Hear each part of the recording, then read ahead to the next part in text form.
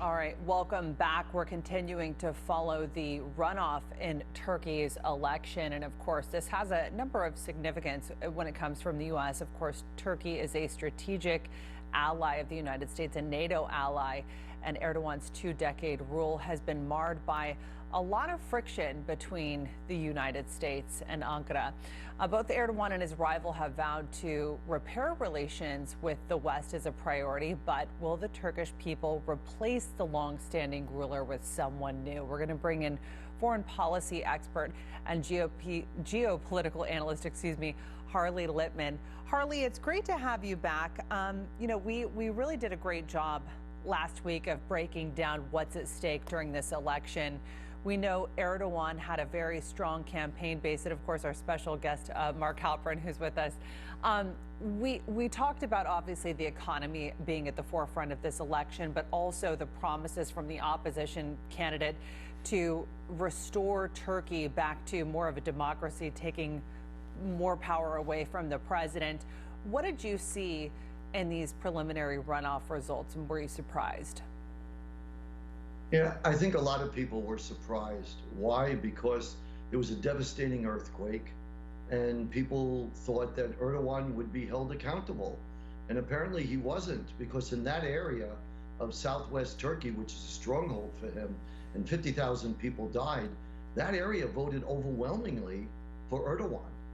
Plus, as far as support for him, he has been very clever. He increased the wages of public workers by 45%.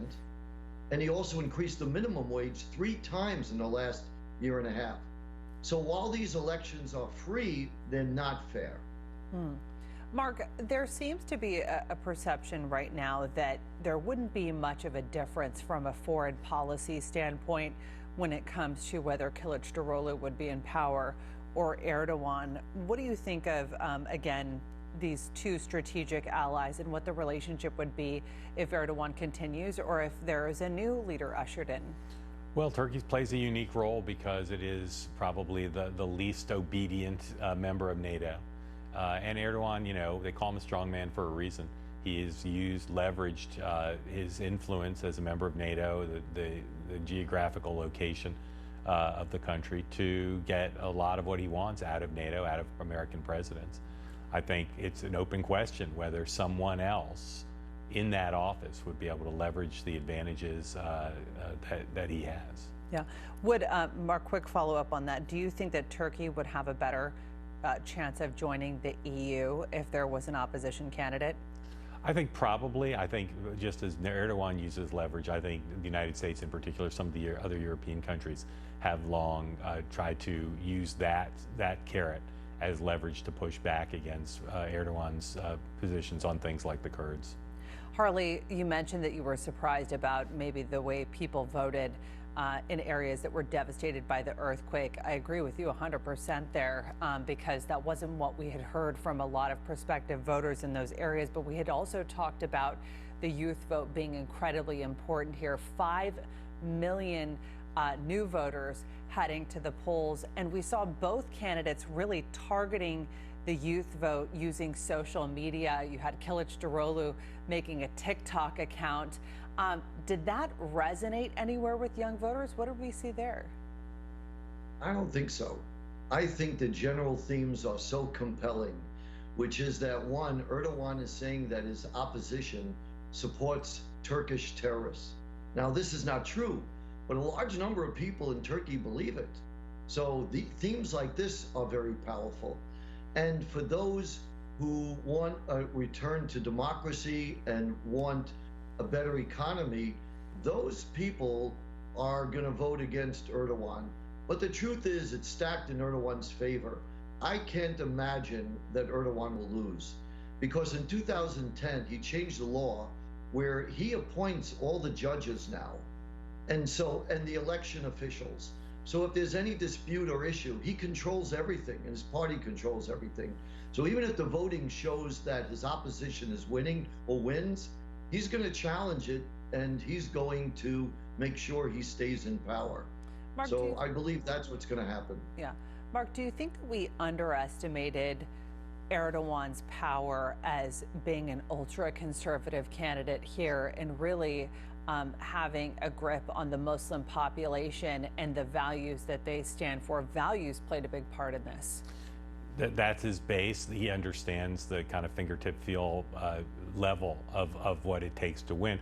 You know, I think it's rightly many people are skeptical about the election. I was surprised if he did rig it that he let it be so close. But this is going to be another opportunity. I also agree. It'd be a surprise if he lost.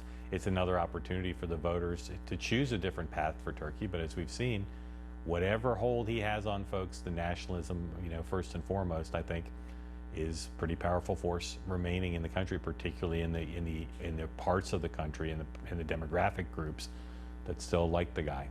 Harley, if this goes to a runoff, people, when they talk about politics in Turkey, speak in very quiet voices. You'll have journalists on the ground and they want to interview people and who are you voting for and why, and a lot of people are really reluctant to say that they support the opposition candidate. Given the fact that this is so close, would we expect any type of retaliation if Erdogan wins this election, wins this round? Good question. He is vindictive and will remember who his friends are and who his enemies are. And he has a strong history of that. So yes, it's very risky to be against Erdogan in Turkey. But you know, you mentioned foreign policy earlier. It's really a mixed deal because on the one hand, we have common interests with Turkey on Iran, on terrorism, certain aspects of Russia, which is a good thing. And they are the second most powerful military nation in NATO.